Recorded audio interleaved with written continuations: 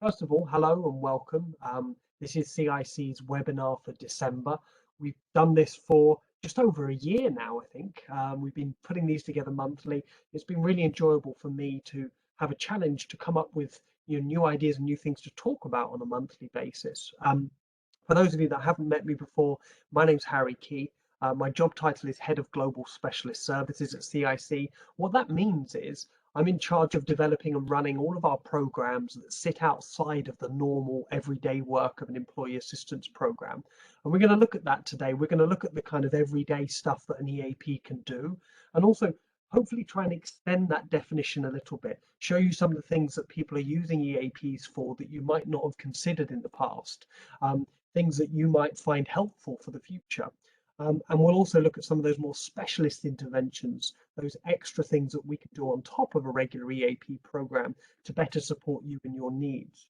I had a message here from someone privately saying, I have a new employee with anxiety issues. I'd like to learn how best to support them. It's a really good question, and we'll come to that as we look at some of these emerging themes and trends of mental health that we've noticed in 2021 and things that we expect to carry on into the next year. First of all, just to show you how busy we've been at CiC, this year so far, we've already had 36,500 new contacts to CiC. So that's people getting in touch with us, looking for support, looking for questions, maybe just wanting to talk to someone, talk through an issue or a problem. We're used for that really, really frequently at the moment. And that shows, out of those 36,500 people that got in touch with us, 6,200 of them were referred on to counselling, which is great. It shows how wide our support can go, but it also shows it's not just counselling that you get from an employee assistance program. I think this is one of the important things that we need to think about within our organisations individually. And I'd love you to tell me in the chat. Let me know if you think that either if CiC is your EAP or if it's anyone else, I don't really mind, but do you feel that your employee assistance program is meeting all of the needs of your organization at the moment? Because like I say, yes, lots of people do come to us for counselling. 6,200 of them have been referred for counselling, delivering 34,000 cases, counselling sessions in the year. But what about all those other people that got in touch and didn't go to counselling? Because a lot of them will come to us just so they can speak to a mental health professional. This person that just sent me this comment privately in the chat, I have a new employee with anxiety issues and I'd like to learn how best to support them. Bringing your employee assistance program is perfect for that kind of advice and guidance. And we'll look at that more closely as we go through the rest of this session today. I've also put up here just kind of a graph of what are the biggest issues being reported to us by our contacts this year. Top of the list is pressure. Right, these are workplace issues. Number one is pressure, and it is way above and beyond all of the others. I'd love to hear from you in the chat. How do you feel the pressure on you as an employee has changed throughout the last year, throughout the 12 months? Do you feel you're under more pressure, less pressure, or does it feel different?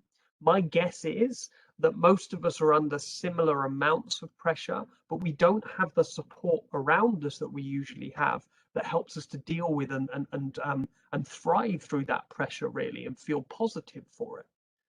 Someone said here privately, the pressure to just keep going is the biggest change. Yeah, that's a really good point. We are in a deadly viral pandemic, so we're kind of in survival mode. So even just the pressure of surviving and keeping on going can feel really hard for us at the moment. Next down on this list is absence or leave. And when someone calls us at CiC, we mark it as absence and leave if they're absent or if the stress they're feeling is because of the absenteeism of others in their team and things like that. And this is a lot of what's going on here. And then number 3 on the list, of course, is our best friend and our worst enemy at the moment is change. Just that constantly changing environment that we're in that's really tough for us as animals, as human beings, and it's tough for us organizationally. CiC is going through a lot of change over the last couple of years. Some of that is for a really good reason and really positive, but it doesn't mean that there isn't negative effects from that change. Just because change is going to get things better in the future doesn't mean it's going to immediately make things better for people. In fact, it might make things scary. It might make things feel more anxiety provoking. And to that person who asked me privately in the chat about supporting their member of staff with anxiety, one of the first things I'll remind you of is to talk really carefully and closely with them about any change, about any new stuff that's happening. Because if my anxiety levels are already high, bringing in any kind of new change is likely to send them even higher. Megan said here, pressure to make sure you're finding a way to give the support to your teams that is missing from not being in the office. Yeah, and that's so hard, right, Megan? You don't have all the tools at your disposal that you'd normally rely on. And you're going through that change yourself and you're needing that support yourself, no doubt. So it can be really tough being in that situation. Yeah. And you've carried on, said it's tricky to get the balance without feeling like you're being a bit too overbearing or coming off as checking up on them instead of checking in with them. Yeah. You've noticed two really good tensions there of the support we might provide to our colleagues. It's important that we provide that support, but it's how it's felt and how it's received that could be the most important. And we'll talk a lot throughout this session about things we can do to promote the support that's already there in a bit more of an accessible way. You know, one of the phrases that I use a lot, if any of you have come to any of these sessions before, you'd have heard it, but I'm always trying to lower the bar, lower the barrier to accessing EAP support, because we know that the EAPs are out there for a lot of people, but not always being used. So what can we do to make them more utilized and more useful for everyone? Great comments, great questions. Keep them coming in the chat. The next graph shows us what's happened over the last year in terms of home-based issues. So of course, unsurprisingly, the biggest home-based stress was about people's health, their physical health, things that were happening to them. And a lot of that will be actual things that people have been going through, physically speaking, but a lot of it also will be our mental health and how that's related to our physical health. You know, how even just being aware of the fact that there's a pandemic going on can increase my anxiety levels. It can make me feel more under threat, more scared. Someone said to me here privately, we are seeing a huge increase in absence due to ill mental health, particularly at this time of year. This is never ending. Yeah, what a great sentence. Yeah, an increase in absence due to ill mental health. Sometimes I see that as kind of a bit of a positive thing. At least people are starting to be a bit more honest and open about the mental health sickness days that they need, rather than saying, oh, it's a headache or a stomach bug or something like that, you know, just because mental health is harder to talk about. But yeah, the feeling that you've added there, that it being never ending, is really pervasive. Again, human beings don't do very well with change. We deal even worse when we think that that change is never going to end, when we feel like we're in an uncomfortable situation and we don't have the power to change it. We'll look at that in a little bit more detail. Barry says here, strongly agree on mental health and burnout. Need of CiC support greatly increased. Yeah, and that burnout, you know, if you've got even one or two of these things going on in the workplace, and then you throw one of these home-based issues in, it's going to send anyone over the edge. It's going to be too much for us to deal with, and that burnout becomes a real possibility. And now, of course, the second home-based issue here, relationship with your partner. So many people are struggling in their closest relationships at the moment because those closest relationships are being tested. They're being pushed to their limit in a lot of occasions, even just pushed to the limits of how much time you can spend together. You know, most relationships have a good balance of time together and time apart. And that time together is kind of mutually agreed and enjoyable, and that time apart is the same. But when we're forced to spend all of our time together, or when more pressure is put on one member of the relationship than the other, we can be in a really difficult situation as well. So I'm imagining a lot of these kind of top level bits of data aren't that surprising to any of you. But I also think it's really interesting if we dig into it in a little bit more detail. So yes, someone said here in the chat, can't read the bar labels on the screen. They're very blurry. Not only are they blurry, they're tiny. That's why I've picked out the ones that I think are most important here. But I'll run through them all for those of you that can't see it. So with the workplace issues on this slide, top is pressure. Then we have absence and leave. Then change, performance, relationships, other, traumatic incident, bullying or harassment, employment termination, or did not disclose the issue. And then here on the home-based issues, we have health at the top of the list, followed by relationship with partner, family, then unfortunately bereavement, really high on this scale, obviously, because so many more people are dealing with loss and bereavement at the moment. The next one is COVID. We added that one in this year. So that's for real COVID-specific health issues at home. other, and then housing, violence, finance, accident, and legal. So, a nice list of all the funnest topics to think about in your home life, I'm sure. But look, the two that I've picked out here, I think, are the most important. That our health is suffering physically, mentally, and emotionally, but also our relationships. Those things that we normally rely on to give us the close support that we need are not there all the time at the moment.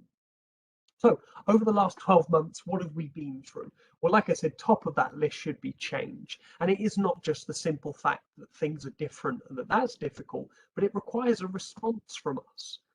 Change requires a response from us. That means, sometimes we want to fight that change. We want to run away from it. We want to improve it and do better.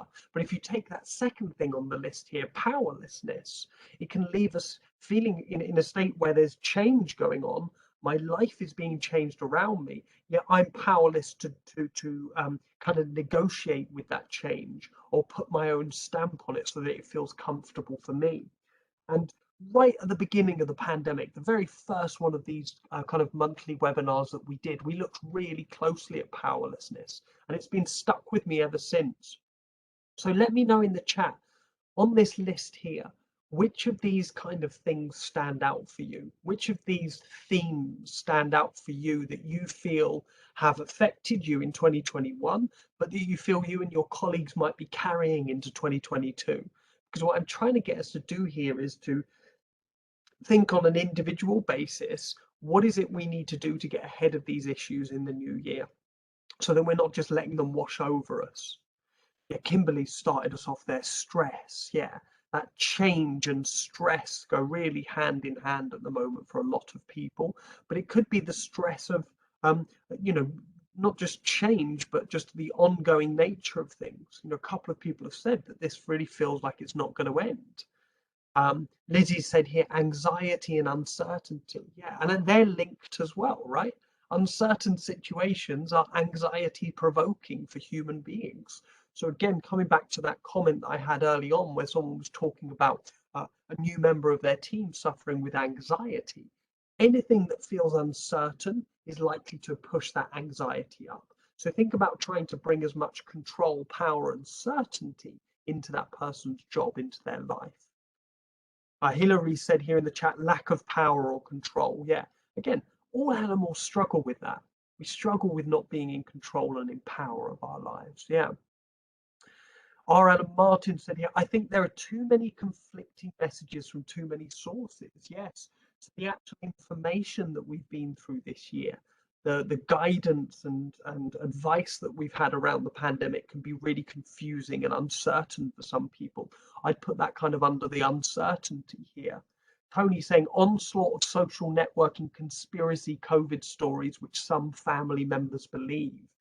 Yeah, that's a really tough one. That kind of pervasive nature of really powerful messages coming from very unreliable and difficult sources that might have a difficult agenda as well. Yeah.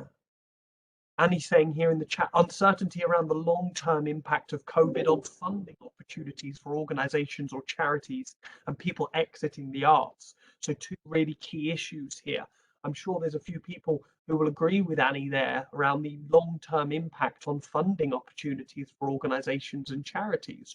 I know many of our clients are in that third sector where they're relying on this kind of funding that might have been funneled into other things or fallen by the wayside. And then the second thing Annie said, they're just people leaving the career or the world of the arts. And this is happening in all sorts of areas of the world.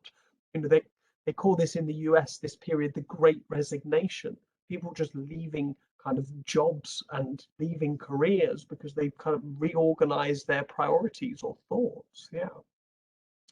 Thank you. Gary says here, loss in various forms. I've seen my colleagues having domestic issues, loss of partner or husband, and financial loss of those kind of things. Yeah. Someone else here saying privately, uncertainty and stress, both personally and professionally. It's important to note we're talking about the professional world and the personal world here. Yeah. Megan saying lack of light at the end of the tunnel, seems unclear when we'll be out of the woods. Yeah. Human beings do quite well in a crisis, but we do quite well in short-term crises. These long-term ones that really drag on don't fit very well with us and our experience sometimes. So when it feels like we're going to be in this for a long time, it can feel really scary. Madeline saying here, housing is a big part of stress and anxiety. People with lower salaries share houses and find it difficult to work from home, perhaps in bed all the time. Yeah, really good thought there. This idea that, everyone is considered to be working from home in this spare office that they have, that they've magically created out of nowhere. Yeah. Well, as most of you living like me in a big city will attest, your bedroom becomes your office, just as Madeline said there. Yeah, thank you. So we've been through this change, we've been through this powerlessness, uncertainty, which has raised our levels of anxiety and stress. You also throw that isolation and loneliness in there. Either I'm most isolated and lonely because I'm spending all my time on my own, or I feel isolated and lonely because I'm not getting that physical social contact with people that can be so important. And then, of course, the bereavement and loss in its various forms. And that loss, it can be the loss of loved ones, of course, but it could also be the loss of our freedoms, the loss of our power, the loss of our feeling like we knew where our life was going. Megan said here that lack of light at the end of the tunnel. Well, that's a loss. That's a loss of hope for the future that human beings rely on quite a lot. Brilliant. Thank you so much for this discussion. We'll keep it going because the next slide is really about what we expect to see next year. So these trends that are starting to pick up in the cases that we handle here at CiC, in the conversations I have with our clients all over the globe. I'm in the very fortunate position, even sat in my little flat here in London, of being able to visit virtually our clients all over the world and have lots of training sessions, group therapeutic sessions, where we look at the kind of trends within each organization of the mental health issues. And here are some of the ones I've picked out. Let me know in the chat your thoughts on these. Have you noticed or felt any of these? Are there any trends that you see emerging that you'd like us to discuss? Put them down in the chat. Remember, you can send it to me privately and we'll discuss these nice and openly. Of course, top of that list, more change, more pressure. I met with some colleagues from all over Europe earlier today, and we started our meeting by going through how's the COVID situation in Greece, how is it in Italy, in Portugal, in Spain, in your countries, and lots of people were talking about new restrictions, new rules coming into place, new lockdowns, curfews, things like that. So this hasn't ended. There is going to be more change, and that's going to be more pressure, more anxiety, and more stress for some of us. The next biggest trend that I'm seeing is one that a couple of people have talked about in the chat here already, but the kind of slow roll towards burnout, this emotional, mental, and physical fatigue that people are feeling. And I think a lot of that is, I'm sat at my desk all day, but because I'm working at such a high speed and high pace at the moment, I can feel physically drained and exhausted, even though I haven't done any exercise. I haven't pushed myself, I haven't done anything crazy, but because of the way that I'm working, my body goes through this fatigue cycle as well. Let me know in the chat if you're feeling some of that. I know so many people kind of have said for the last 3 months they're really looking forward to Christmas, and then that change and pressure comes in where Christmas might feel a bit different again this year. Then that continued uncertainty for the future. I think that uncertainty for the future gets in the way of a lot of what goes on for human beings. Maybe people are starting to think of their new career. Maybe they're starting to think of their next steps within their current career. Maybe they're starting to think about family choices, starting a relationship, starting a partnership with someone, starting a family, having children. That uncertainty can make all of those big decisions seem really difficult and might even put some of those difficult decisions on hold. It might make us feel like we're in stasis, like we're not really achieving much. And I hear that from a lot of the people I speak to at the moment. CT said here in chat, I 100% feel that exhaustion. I combat that by making a concerted effort to go to the gym. Yes, get that exhaustion to be realistic. Get it to involve your body as well. Really good. Annie says here, screen brain, breaks are so important. Yeah, breaks are vitally important at the moment. And so many people are taking so fewer breaks. We did a presentation a few months ago on burnout. I'm just going to put the YouTube channel back in the chat for those of you that have joined later. You'll see on that YouTube channel our other recordings, and hello to those of you watching on YouTube right now. We've got a presentation on there, one of these webinars that we did specifically on burnout, because when we're working remotely, particularly when we're working with a lot of technology, our brain does engage in that in a different way, and burnout is a lot more likely for some people when we're increasing the amount of information that we're taking in from all these different sources, and we're doing so in our bedroom alone. We haven't got that even imagined support of the people around us. Great, thank you for that, Annie. The next one, we started to notice, and I've noticed this more in those individual conversations. I know a couple of you said here in the chat that you were mental health champions or mental health first aiders. So we run a lot of peer support networks, and speaking to them, I've started to hear of this deepening split between managers and staff. Staff are having these really difficult issues dealing with all the change.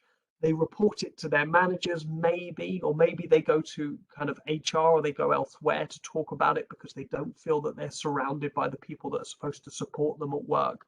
So leadership are often not hearing about these issues developing on the ground level.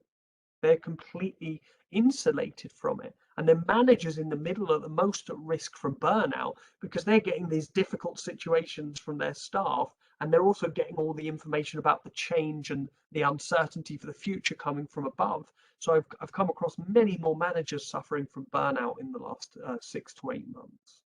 Karen said here in the chat, pressure at work has meant pressure on relationships, which has had pressure on health. It feels relentless. Yeah, you're absolutely right, Karen. The relentless nature of it can feel really, really desperate. And it's that bullet point next here under that deepening split. Relationships at work are strained by the lack of contact or collaboration. Even though we might be having lots of meetings online, that feeling of the collaborative nature of their work might be gone, because I never see anyone else doing any work. The only person I see doing any work at the moment is me, and that can feel quite unfair sometimes, right? Someone said here privately, I'm self-isolating at the moment and spend 24 hours a day in my bedroom. I don't think colleagues or managers quite appreciate the impact that this might have on people and are constantly calling or making demands. Yeah, spending 24 hours a day in your bedroom is probably not the healthiest place to be. Yet, physically health-wise, we're told that's where we're supposed to be when we're isolating, so we do it. But yeah, we need to have people considering the effects of our current situation on us. And we talked about this right at the start of the pandemic. We want managers to proactively find out a bit of information about the home life of their members of staff. It's none of your business. If your members of staff say that's none of your business, leave me alone, fine. But I'd imagine most of them want to give you some sort of insight. If I knew a member of my team was self-isolating and working, living and sleeping in their bedroom, I'd want to be able to give them some flexibility. I want to be able to give them some control and some power back. Otherwise, they might as well be working for me from prison. That's not a nice feeling. It's not a good situation to be in within my team. So I need to know these kind of things. Thanks for sharing that. Mark said here, there seems to be no such thing as a sick day now. If you're under the weather, your boss just says work from home. Like that is helpful in all situations. It's not helpful in all situations. You're absolutely right there, Mark. I think it would be very unfair for a boss to say, if you're unwell, carry on working from home. But if we're hearing these things, it's probably because of the pressure those managers are under to get the team to deliver. So again, we just need more open conversations about the change and pressure going on in the organization so that it's not left on the staff members having to work 24 hours a day from their bedroom or work at home while they're sick just because there's nothing better to do. Yeah, thanks very much for that, Mark. Appreciate it. The next one that we started to notice, which is quite an interesting one to me as well, is actually a slower burn, something that's happened in the world of work over the last 10 or so years, where roles have become much, much more specialized. So That's okay when we've got really good training, really good support, good collaboration of our work. We get to see the other parts of the organization and what they're doing. But if I'm working isolated from home on my own, doing a really specialized part of a job, I can feel like quite a strange cog in a machine in that way sometimes. And that creates a lot of isolation, loneliness, and alienation. You know, these things that make us feel quite separate from the group and team that we're working with. It can also make people feel more vulnerable. If you are in a really specialized role at the moment, it can feel like that's a really vulnerable position to be in with the workplace. Someone said here privately, I agree with Mark. If you're working from home, you can work while sick. It can be assumed by the boss. Like, for example, you have no voice due to laryngitis, but you're still working with Zoom calls. Yeah, I wouldn't be able to do, gosh, even just saying the word laryngitis makes my throat sore. None of us would be able to do our jobs if we couldn't speak about them with the people that we need to work with. If we're in one of those collaborative roles, it can be really difficult. If someone is sick, they shouldn't be working. That's my position on this. I don't know about anyone else and who agrees with that, but it's a bit of a strange position that we're in at the moment where people are voluntarily working while sick because the other opportunity is to sit around and do nothing. Oh, cheers, Tony. Thanks very much. The next is the pressure on relationships at home with partners, flatmates, and family. That really vital support circle that we have around us shrinking or feeling less valuable, feeling less valued. Maybe I'm less able to reach out to my friends and family members for support at the moment because I feel like they're going through stuff themselves. And add to that the pressure on relationships in the home. It can be a really tricky time for feeling like I've got support at work and a really tricky time for feeling like I've got support at home. And what does that throw at us? More uncertainty, more powerlessness, and more loneliness and isolation. So I could be part of a big family all living together in a house, but I can still feel lonely, isolated, and alienated. The next emerging trend, and guys, please keep your comments coming in the chat. These public ones and these private ones, they're so useful to these sessions. Otherwise, it would just be me reading through a little bit of a list of what I think and what our data shows. I love hearing from you about what you think is going on in your organization, because none of that goes to waste. I take all of these comments and questions, I take them away with me, and they develop these further training sessions that we do for our organizations to meet the needs of exactly what's going on at the moment. And the next one I wanted to talk about was I see people starting more to see the important link between mental and physical health. This idea that if I'm not exercising, even if it's just getting outside, being in nature for 5 minutes a day, or heck, 1 hour a week sometimes at the moment, if I'm not getting that, how that kind of link with the physical world really starts to affect my mental health over time. Let me know in the chat if you felt that kind of thing too. Also, you know, the idea, and coming back to that second one on the list here, is emotional, physical, and mental fatigue. I can be sat at my desk for, I don't know, 9, 10 hours a day working hard. I get up at the end of the day and my body's tired. I haven't done anything with my body yet, but my body is taking the brunt of all of the mental stress that's going on. Perhaps there's not much room left in my head for it all. Someone's saying here privately, I think it can exacerbate feelings of grief as part of our feeling of loss. Yeah, absolutely. I think you're talking here about, you know, this loss of the relationships and home life as well. And then I'm also starting to see this, the opposite to the kind of pressure on these relationships emerge. I'm also starting to see more and more people talking about their support circle, talking about the conversations they've had with their friends, where they've sent someone a text message saying that I'm really struggling here, can we have a chat? I've heard so much more of that going on over the past year, and I'm really pleased to see it. I want that trend to continue into 2022. Like I said, so many of you here will be mental health champions, mental health first aiders, peer supporters. You play a really vital role in that, and I'll talk about that in a little bit more detail on the next slide. So tell me in the chat, have you noticed or felt any of these emerging trends in yourself? Have you seen them in your colleagues? Have you seen them starting to affect the organization that you're working in as a whole? Or are there any more that I'm missing here? Mm. Someone said a really good one here in the chat. Sleep problems. Yeah, I think there is a trend of people experiencing sleep difficulties at the moment. I think it's a little bit of that kind of locked in syndrome. Um, but also, sleep is one of the first things that gets affected for most human beings when we're in really difficult situations, just like any other animal, right? If we feel like the world that we live in is becoming more dangerous, we don't sleep so well. Kind of do that sleeping with one eye open, always looking out for danger. And anxiety, pressure, stress, traumatic reactions, all of these things affect our sleep because they increase the amount of adrenaline and cortisol we experience throughout the day. Mark Hunt said here in chat, we've seen a 200% increase in welfare referrals in the last few months. That is an incredible increase. Thank you for sharing that with us, Mark. Madeline said here in chat, yes, I discovered that I'm more aware of noises. I discovered that there's something called noise anxiety. And Paula's agreeing with you, Madeline. Yeah, yeah. We, it's not so much just noise anxiety.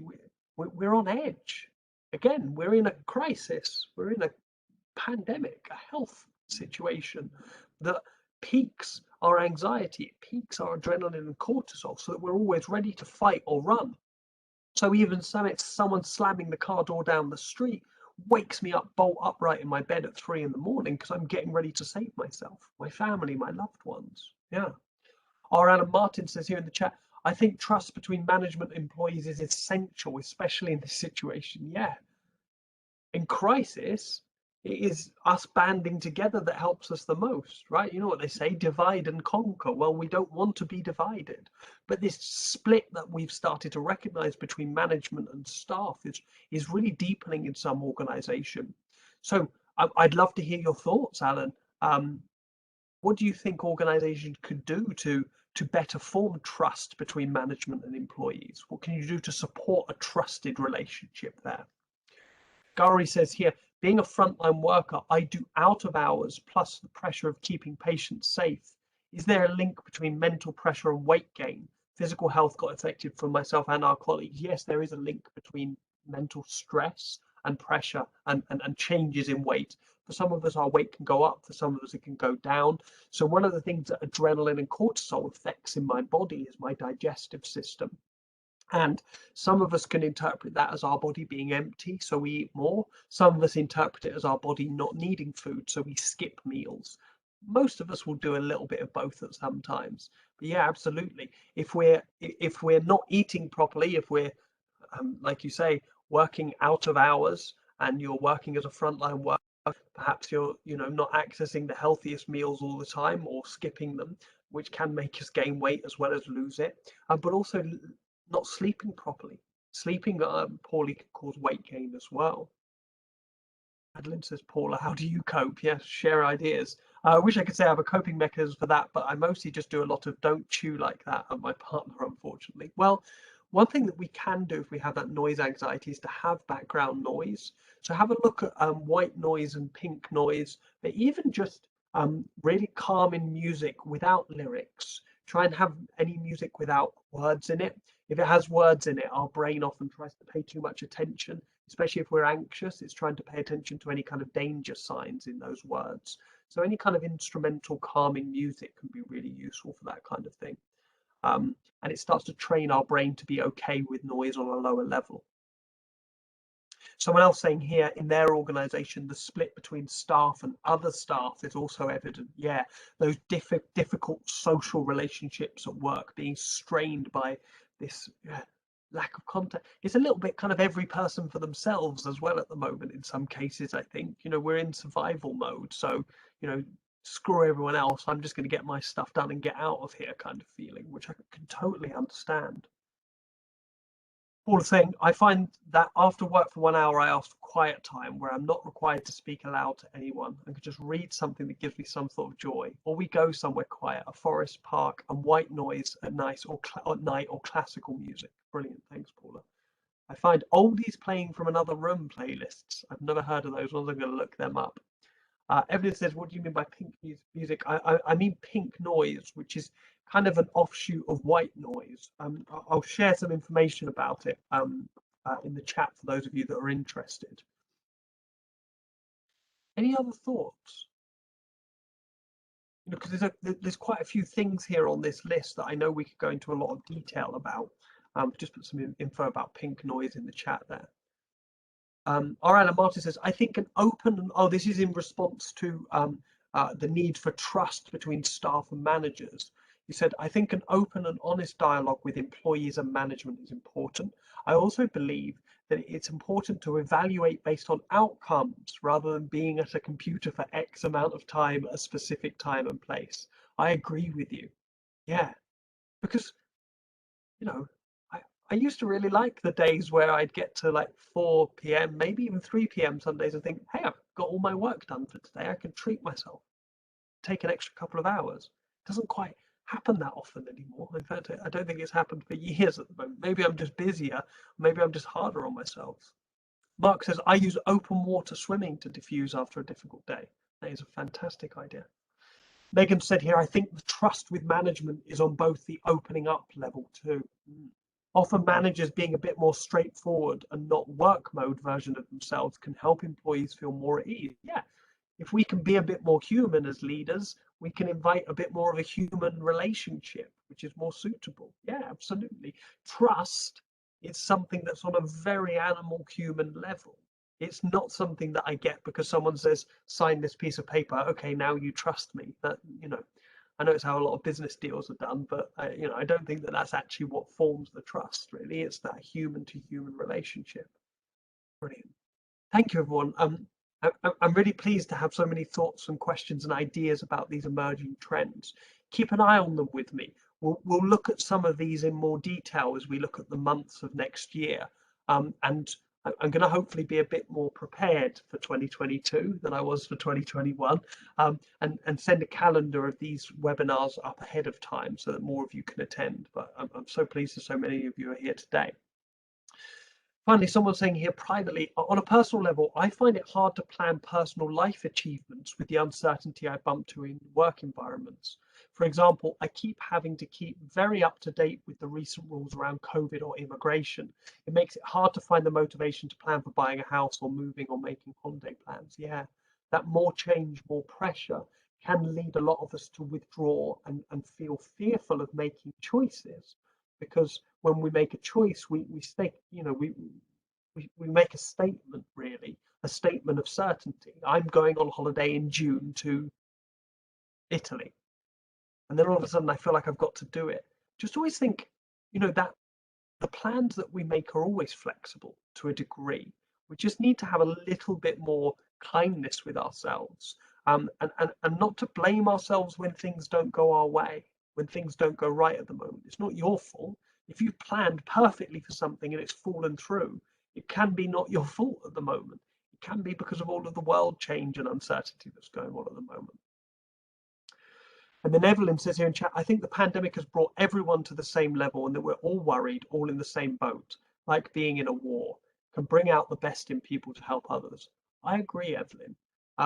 There's one small change I'll make to that saying, we're all in the same boat. And someone said this to me about a year ago and I loved it. They said, we are all in the same storm, but some of us are in very different boats. And I'm thinking here about the person who's isolating and the only place they can isolate is their bedroom. That's very different from someone isolating in a large house with lots of space, with a garden, with lots of green space around them and things like that. So yes, we're all in the same storm, but we're in very different boats sometimes. I hope you appreciate that adjustment to the saying, Evelyn. Yeah, cool. So I don't want to just sit around for an hour talking about the doom and gloom. What more can we do? Well, these are the themes that have come out of some of our other recent webinars. The last webinar that we did about trauma in the workplace, we came up with the idea of, offering extended support for those in roles that we know are exposed to trauma. I know from some of the comments in the chat today, we've got some frontline workers here. I think people working with traumatic incidents on the front line, and that can be anyone working in healthcare at the moment, should have specialist support offered to them for the trauma that they're facing. I think peer support can bring some of that social community back to the workplace, but it can also encourage and support appropriate conversations around mental health. Remember, bringing down those barriers around accessing support. If I know I can just go to a mental health champion or a peer supporter or a mental health first aider in my organization and have a confidential one-to-one chat and say, look, I'm struggling, I don't know where to go, they can point me in the right direction. I think that that's a really key thing. I'm not always going to speak to my manager. I'm not always going to feel trusting of HR all the time. I'm not always going to go directly to the leaders, but I may well speak to a colleague of mine, a peer of mine, and ask for their advice on the next steps that I should take. And then support and advice for relationships and families. I think most EAPs do this really well, but it's not an often used service. Let me know in the chat as well, by the way, what more that you feel your organization should be doing to support you and your colleagues. Any ideas you've come up with. You never know, you might see it being offered by your EAP in the next 12 months. If the idea is one that can be widely applied, we'd be happy to take it on. But yes, support and advice for relationships and families. Most of us, for most of our lives, don't have to think very carefully about our family and close relationships. They happen to us. We fall into them, whether it's luck or good judgment, things work out. And, there's problems along the way, but we work through them. But at the moment, with all of this change and uncertainty and these different stresses and strains pulling and pushing and twisting from all directions, many more of us need advice on our close personal relationships. Many of us need support with the difficult stuff going on in our families. We shouldn't have to deal with that alone. And if we don't have a group of friends around us where we feel comfortable sharing some of these really personal things, we should know that there's a place that we can go to confidentially speak about them. And employee assistance programs are a great place to go and have these conversations. And this leads me to my last bullet point. I think us included at CiC, but also within organizations, we could do more to normalize calling your EAP for support, yes, which it seems like people are good at doing, but just advice. Just saying, look, I've got this situation, I've got this problem, what do you think? And just having someone be along with you through the problem, looking through it with you, looking through the different options and the different possible solutions can be so much easier than leaving these problems up here, going over and over and over them. A few of you mentioned when I talked about sources of stress over the last 12 months, really difficult information people have got, difficult advice people are getting from untrustworthy sources talking about conspiracy and things like that. Of course, that's easy to listen to if I don't know where else I can go to get trusted, vital information. The amount of people that I've just reminded over the past 2 years, well, if it's about your health, don't ask me, go and speak to your doctor. People coming and asking my opinion on the pandemic and whether they should take a vaccine or follow these rules or this guidance. Speak to your doctor. Speak to the people that are locally expert in these things. And it's the same with an EAP. We're good at talking about relationships. We're good at talking about family life and home life. We're counselors and therapists. It's our job. Come and ask us these questions. So a few people putting things in the chat, so keep them coming. I love this. Mark saying, I work in the police service and we have written a training package for demobilization and diffusing after trauma incidents, which is now part of the debrief process rather than individuals having to put their hand up for help. I love it. Anything mandatory around trauma is appropriate, even if it's just a 5-minute check-in to say, you might be absolutely fine, but I know you've just responded to a really difficult call. So this is our little check-in just to see if you want to debrief. I think that's absolutely beautiful. I'm pleased to hear it, Mark. Gowrie says, we have already trained and implemented TRIM, straw reflective practice, and React peer support. Fantastic. 3 really useful programs. So TRIM is a really widely used trauma response program. It's used a lot in military situations. Not sure if I know what the straw reflective practice is, but I'll look that one up afterwards. And React peer support programs are my pride and joy at CiC at the moment. I think we do them really, really well. And I think they're really appropriate in a wide range of organizations. That was supposed to be. And then finally, R. Alan Martin said, school closures have created stress in the family structure. Students are not receiving the same quality of education and parents worry. Yeah, parents have become teachers. They've become lawyers, police officers. They've become just about everything within the home. They have to deal with it all. So yeah, that can be a real stress and strain, good one to spot there. So we need really good quality advice around how to create a comfortable family relationship. Brilliant. I've really enjoyed this discussion, everyone. Thank you. I've got a few more things for us to talk about, and then we'll have some time for an open question and answer session. So just a little bit of reminder that CiC is one of these employee assistance programs that you can call with these situations. I'm really proud of the work we've done over the past 2 years, but particularly over 2021. We've had a lot of change going on, but have managed really, really well to continue to provide that excellent clinical support. And that's one of our big kind of aims. It's to always be excellent in the clinical practice of what we do. And I wanted to share with you some of the feedback CiC has got from you and your colleagues and the organisations we work with. We do a little bit of a follow-up survey after people get the counselling support from us, and people are satisfied with the service we offer. They're feeling more improved after their counselling, and importantly, most people would definitely recommend the service to their peers and their colleagues. And this is what we need a little bit more of, I think, is, it's all well and good us as CiC telling people, yeah, we're nice, we're good, come and speak to us. I think a trusted colleague giving a testimonial and saying, go and speak to CiC, I think is really useful. And some of the feedback that we've had it's just really nice. I'm not going to go through them all because it's a little bit over the top, but felt listened to, very understanding and empathic person who I spoke with.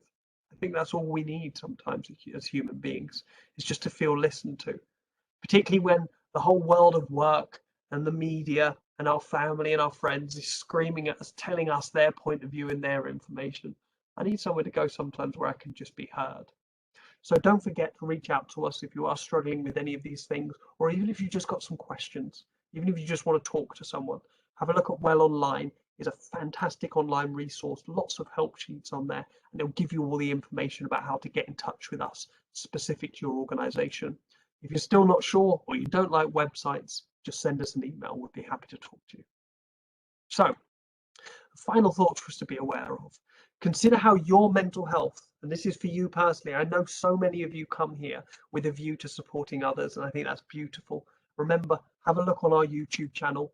We've got, what was it called? It was the one for October, which was supporting others. So there's some guidance and tips for those of you that do kind of naturally or as part of your role support others in the organisation.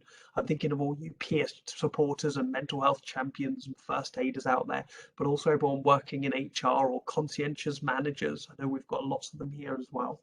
Go and have a look at some of those past recordings. Have a little look at all the other recordings we've got, and ask us if you think that I'm missing any topics. Drop us an email. So consider how your mental health, this is time for you to think about yourself personally. How has your mental health been affected in 2021? And what are these difficult problems that you might be carrying into 2022?